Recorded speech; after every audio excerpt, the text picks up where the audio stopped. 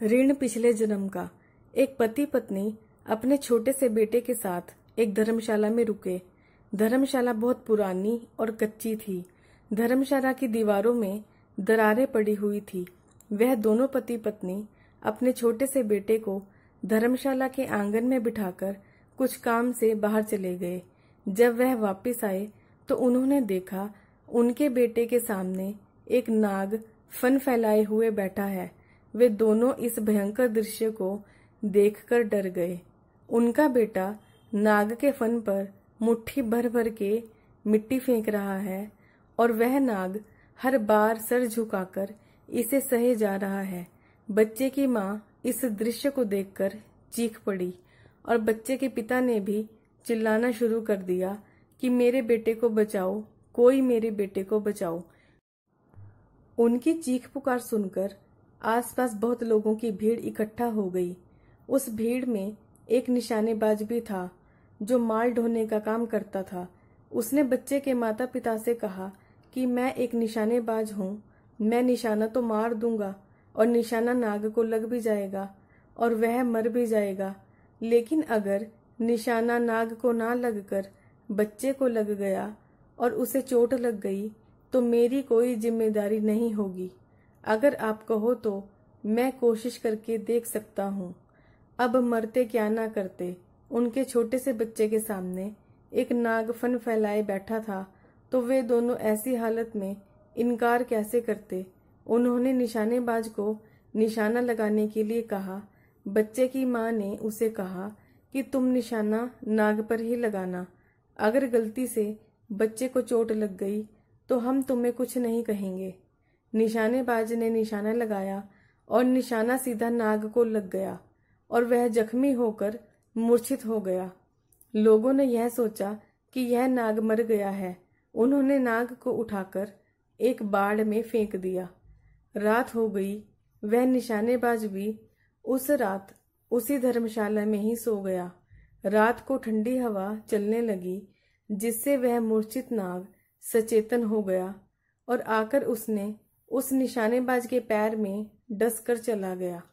सुबह जब लोगों ने देखा कि निशानेबाज मरा हुआ था, देव योग से सर्प विद्या जानने वाला व्यक्ति भी उसी धर्मशाला में रुका हुआ था। उस व्यक्ति ने कहा कि उसे सांप को यहाँ बुलवाकर जहर को वापस खिंचवाने की विद्या मैं जानता हूँ।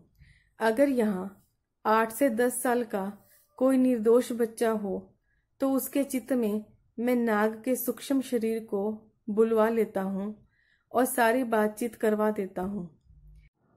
वहीं पास के गांव से 8 से 10 साल का बच्चे को बुलवाया गया और उस सर्प विद्या जानने वाले व्यक्ति ने बच्चे के चित्त में उस जीव को बुलाया और उससे पूछा कि तुमने इस निशानेबाज को क्यों काटा। उस बच्चे में मौजूद उस जीव ने कहा कि हाँ, इसे मैंने ही काटा है। उस सर्प विद्या जानने वाले व्यक्ति ने कहा कि यह बेचारा तो बेकसूर था, तुमने उसे क्यों काटा। बच्चे में बैठे उस सूक्ष्म जीव ने कहा कि मैं भी तो बेकसूर था, मैंने उस निशानेबाज का क्या बिगाड़ा था। उसने मुझे जख्मी किया तो मैं उससे कैसे बदला ना लेता।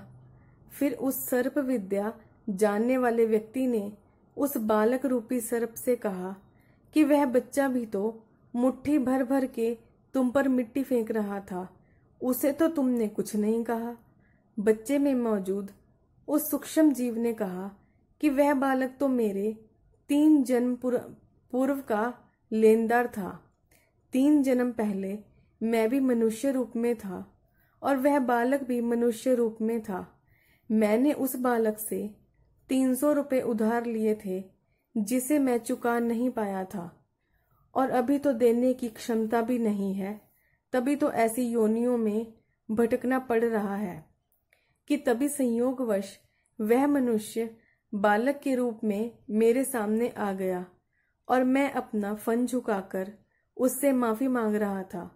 जब उसकी आत्मा जागृत हुई तो वह मुझ पर मुट्ठी भर भर के मिट्टी फेंक रहा था और मुझे फटकार रहा था कि लानत है तुझ पर कि तू अपना उधार भी नहीं चुका पाया। और मैं फटकार खाते खाते अपने ऋण की अदायगी कर रहा था। हम दोनों के लेन देन के बीच आने वाला यह निशानेबाज कौन होता है? मैंने इसका क्या बिगाड़ा था? इसने मुझे निशाना बनाया तो मैंने भी इसे काटकर अपना बदला पूरा कर लिया। तो उस सर्प विद्या जानने वाले व्यक्ति ने नाग को समझाया कि तुम अपना सारा जहर वापस खींच लो। उस नाग ने उस सर्प विद्या जानने वाले व्यक्ति से कहा कि मैं तुम्हारा कहना तो मान लूं, पर तुम्हें भी मेरी एक बात माननी होगी। मेरी तो बैर लेने की योनि है। अगर यह निशानेबाज मुझे 500 रुपये दे दे तो अभी मैं इसका सारा जहर वापस खींच लूंगा। मैंने 3 जन्म पूर्व उस बच्चे से 300 रुपये उधार लिए थे, अब 2 जन्म और बीत चुके हैं, तो सूद समेत मुझे उसे 500 रुपये लौटाने होंगे। तो वहां पर खड़े लोगों में से किसी सज्जन व्यक्ति ने उस बालक के माता पिता को 500 रुपये दे दिए। वह नाग उस बालक के शरीर को छोड़कर अपने शरीर में वापस चला गया और धीरे धीरे सरकता हुआ धर्मशाला में आ गया और उस निशानेबाज का सारा जहर वापस खींच लिया। वह निशानेबाज जिंदा हो गया। यह तो प्रकृति का नियम है कि हमें अपने कर्मों का हिसाब तो चुकाना ही पड़ता है। जब तक आत्मज्ञान नहीं होता तब तक कर्मों का यह लेन देन चलता रहता है। इसलिए हमें मनुष्य जीवन में अच्छे कर्म करके अपने सारे लेन देन चुका देने चाहिए और निष्काम कार्य करते रहना चाहिए। दोस्तों, अगर आपको मेरी कहानी पसंद आई हो तो मेरे चैनल को सब्सक्राइब करें, वीडियो को लाइक करें, शेयर करें। Thank you so much.